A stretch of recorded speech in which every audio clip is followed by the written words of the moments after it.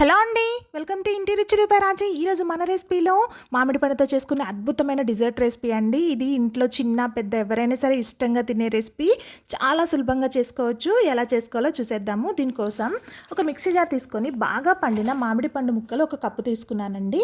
ఇందులో ఒక పావు కప్పు వరకు మిల్క్ పౌడరు, అలానే ఫ్రెష్ కోవా కానీ లేదా ఫ్రెష్ పన్నీర్ కానీ ఒక 100 గ్రామ్స్ వేసుకోవాలి. నేను ఇంట్లో ఫ్రెష్గా చేసుకున్న పన్నీర్ యూస్ చేశాను. ఇందులోనే 4 టేబుల్ స్పూన్ల షుగర్, ఇంకా ఒక కప్పు కాచి చల్లార్చుకున్న పాలు వేసుకొని బాగా మెత్తగా గ్రైండ్ చేసుకోవాలండి.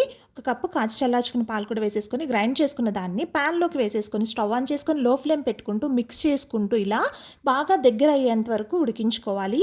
లో ఫ్లేమ్లోనే ఉడికించుకోవాలంటే హై ఫ్లేమ్ పెట్టొద్దు, చుట్టూ అంచులు మాడిపోయి మన డిజర్ట్ పాడైపోతుంది.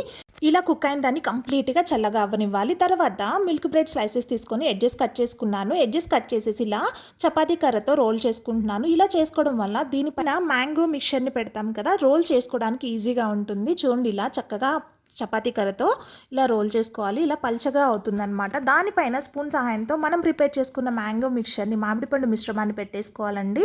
ఇలా చక్కగా నీట్గా అప్లై చేసేసుకోవాలి. బ్రెడ్ స్లైస్ అంతా అప్లై చేసుకున్న దాన్ని ఒక సైడ్ నుంచి ఇలా రోల్ చేసుకోవాలన్నమాట.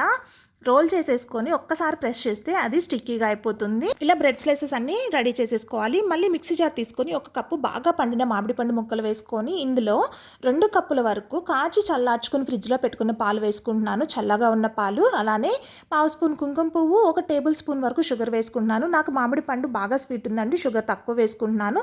స్వీట్ లేకపోతే టేస్ట్కి తగ్గట్టు షుగర్ యాడ్ చేసుకోవచ్చు. అలా మిక్సీ పట్టుకోవాలండి.